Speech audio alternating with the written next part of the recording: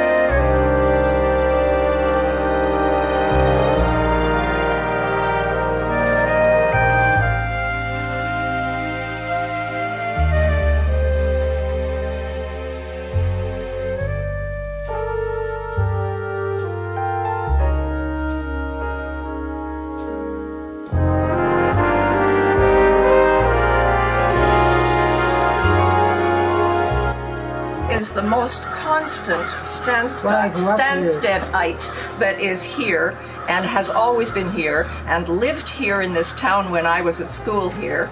And he's really somebody who's been around the college for a long, long time. Well, I was on the board for about 30 years. I was chairman for 10, so I had a constant connection with the school. I have this hat here. There's some questions in this hat. Oh. You all can answer the questions, or one of you can answer the questions. It does not matter. Read that. Leanne, it's party time. Favorite teacher and why? I think of the woman who taught French. Mrs. Columbus. Mrs. Columbus, Mrs. G. Yes. She was a piece of She work, was a wasn't she? cutie. How'd you yeah. do? How'd you do? As a result of her, when I went to Mount A, there was a guy from up on the Saguenay River, John McLaren, who was basically bilingual. And me and John McLaren were the two that Père Bousquet used to teach at Mount A, who was a Jesuit priest. And we were the only two who were close to being able to be bilingual. He'd always call on us to. And that's all because of Mrs. Columbus. Okay. My favorite teacher was Frank Stanton. Well, he was a history teacher. That was my favorite subject. But he was a wonderful man. He also was our Boy Scout chief, and he was just such a kind, wonderful person. And after he left Stansted, he went back into the ministry and was the minister in Beebe.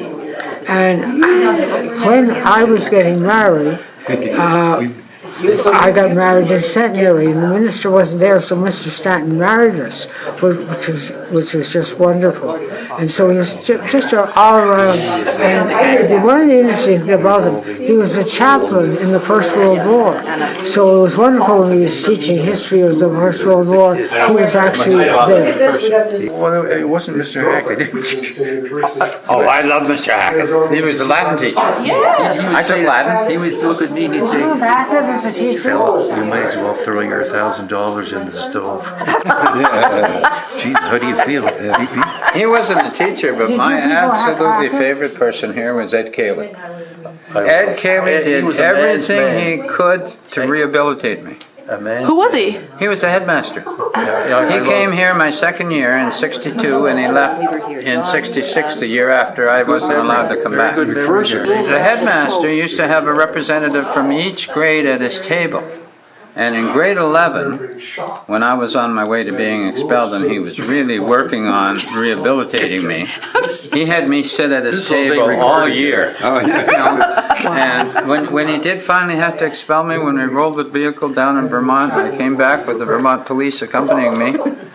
Ed Cayley was standing on the second floor of Colby House, where I lived, crying, with tears in his eyes, saying, "Gary, I tried everything I could. The faculty are clear. You can stay till you finish your matriculation, and you must be gone an hour after." It's a great memory. And off I went. And but no, he was. And sir, I just have one question for you. What is it that you do for a living now? I'm a criminal defense lawyer. Pick one, Pete. All right. How many Can you read detentions did I have? Yes. Tell me about the time you got into trouble. Where do I start? I remember we used to go down to the river and skate on the Tomophobia River. Tom Phoebe. And occasionally the ice would break up.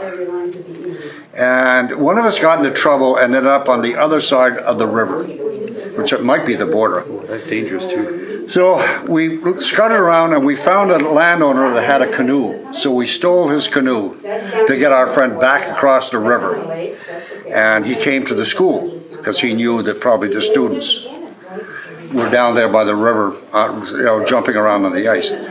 So the headmaster got a bunch of us into his office and we fessed up. There was we fessed up very quickly. So I think they put us on some type of detention. We couldn't go down to Probably gated. we couldn't go to the movies. We couldn't go downtown for a week or something like that. But to this day, I look at the river and I keep wondering about if that canoe is still there. Outside of class. Oh, Sports. Sports. sports. And sports. And girls. No. I do. And see, I forget the name. Eva Daniels. Eva Daniels. Okay. There's the cheerleading squad. I'm the middle. The big cheese. Yeah. Something you'd like to tell the current students here at Stansted. It's a great school. Enjoy your stay.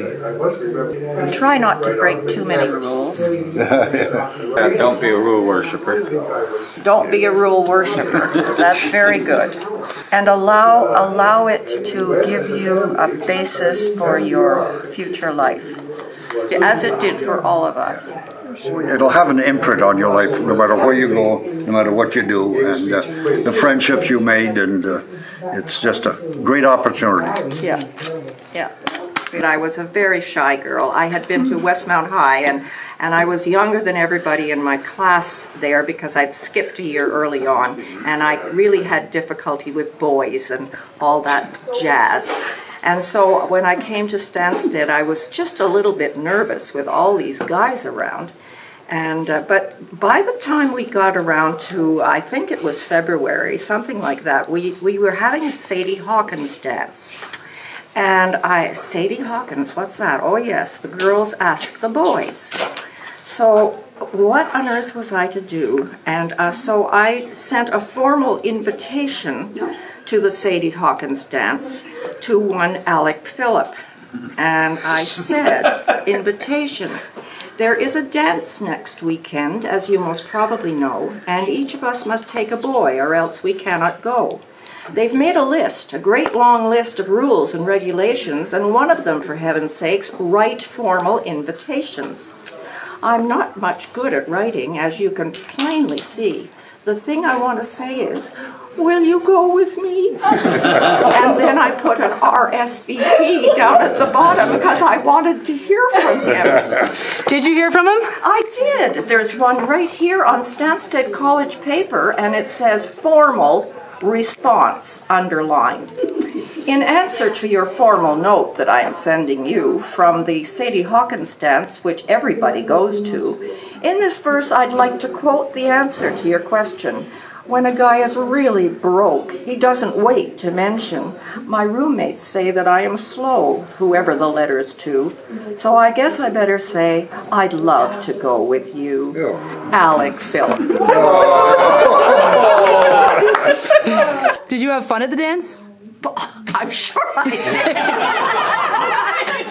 Gosh, I've got no memory. I need pieces of paper to make me remember everything. And then I remember going on basketball trips, and I was sort of with Alec, and then I met you on one of those basketball. And what happened when you met Peter? No. Well, I don't know what happened, but it was later in that same year that I met Peter, and I was only here to have my grade 12 so I could go to Queens.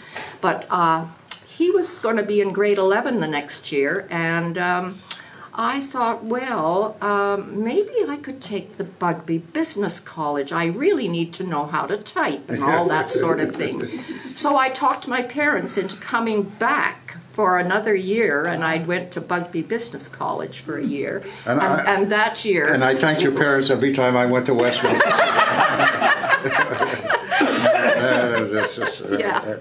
So that was very nice. Yeah. But the distance afterwards didn't serve us very well, and but it was a lovely memory, and we've stayed friends all these years. Oh, that was my next. October the 10th just passed. We celebrated our 21st anniversary. So it all worked out. We have kept in touch. I haven't kept as much in touch with this one, but he was only a Sadie Hawkins day. I was on loan. I hope other kids develop the same friendships that we and everyone have, because it was an opportunity, and schools have changed so much, and prep schools are in and out, stuff like that, but it was quite an opportunity, and luckily our parents were able to send us. Well, exactly. Yeah. Yeah.